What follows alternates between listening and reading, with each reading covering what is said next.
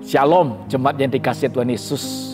Bukankah kita semua dikejutkan oleh seorang suami yang katanya memiliki profesi seorang lawyer, sekaligus seorang pendeta yang telah melakukan suatu tindakan yang tidak sekedar tidak terpuji, tetapi tidak selayaknya dilakukan oleh dirinya, yaitu penganiayaan dengan kekerasan, bahkan dengan ancaman senjata tajam kepada istrinya maupun juga kepada anaknya.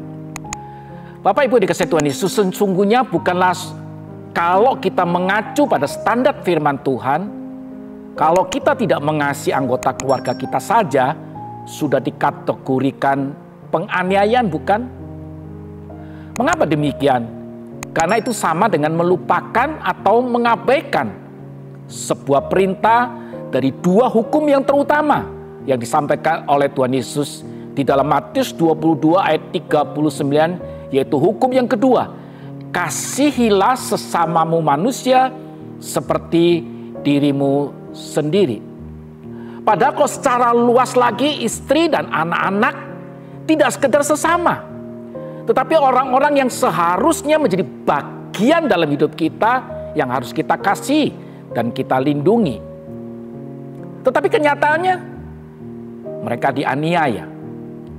Saudara, penerapan dari hukum yang kedua ini secara sederhana mengasihi anggota keluarga yang menjadi bagian dari diri kita, itu adalah hal yang paling dasar dan wajib untuk kita lakukan. Karena itu dua hukum yang terutama, kata Tuhan Yesus. Ingat, mereka bukan orang lain. Sehingga saya sungguh senang kalau mendengar ada suami-suami yang dengan serius memikul tanggung jawab dari hukum yang utama dan terutama ini, yaitu mengasihi, merawat, dan melindungi akan anggota keluarga mereka. Dan tentu sebaliknya menjadi sedih ketika melihat para suami tidak mengasihi akan anggota keluarganya, malah melakukan penganiayaan. Memang perintah ini sepertinya gampang, walaupun prakteknya sangat-sangat tidak mudah.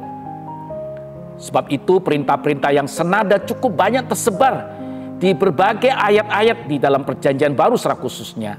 Karena menunjukkan bahwa ini adalah perintah yang sangat serius. Di dalam Efesus pasal 5 ayat 25 berbunyi demikian. Hai suami, kasihilah istrimu sebagaimana Kristus telah mengasihi jemaat. Lalu diulang lagi dalam ayat yang ke-28. Suami harus mengasihi istrinya sama seperti tubuhnya sendiri. Sehingga ketika hukum utama dan terutama, yaitu khususnya hukum yang kedua, kasihilah sesamamu manusia seperti dirimu sendiri. Bukankah itu juga menjadi cerminan dalam ayat 28 ini, bahwa ketika kita mengasihi anggota keluarga kita, istri kita, anak-anak kita, sesungguhnya kita sedang mengasihi diri kita sendiri. Jadi kalau dia menganiaya anggota keluarganya, apa artinya? Artinya dia sebenarnya tidak mengasihi dirinya sendiri. Dia tidak mengenal siapa dirinya. Dia tidak tahu kebutuhan dirinya. Berarti sebenarnya perlu dipertanyakan akan kehidupan dia pribadi, pergumulan dia pribadi, identitas dia pribadi. Rasul Paulus pernah berkata dalam 1 Petrus 3:7 katakan, hai suami-suami, hiduplah bijaksana dengan istrimu, hormatilah mereka. Sehingga sungguh bukan hanya tidak mudah, butuh hikmat Tuhan untuk kita mengasihi anggota keluarga kita seperti kita mengasihi tubuh kita sendiri. Bahkan dengan cukup keras, Rasul Paulus mengatakan dalam surat Timotius pasal 5 ayat 8 demikian bunyinya. Jika ada seorang yang tidak memeliharakan seisi rumahnya, orang itu lebih buruk daripada orang yang tidak beriman. Dan orang yang buruk adalah orang yang tentu tidak mengenal siapa dirinya. Tidak tahu dirinya, bahkan apalagi mengenal dan mengasihi Tuhannya. Alkitab dengan jelas menunjukkan bahwa para suami, para ayah memiliki sebuah kewajiban yang seharusnya menjadi bagian yang utama dalam hidupnya, yaitu mengasihi, merawat, melindungi keluarga mereka dengan penuh perhatian dan kasih sayang, seperti ketika dia mengasihi diri sendiri.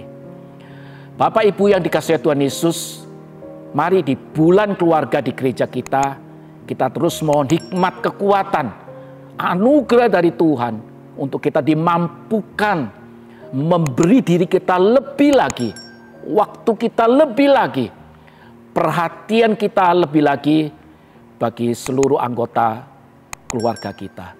Tuhan Yesus memberkati setiap kita. Amin.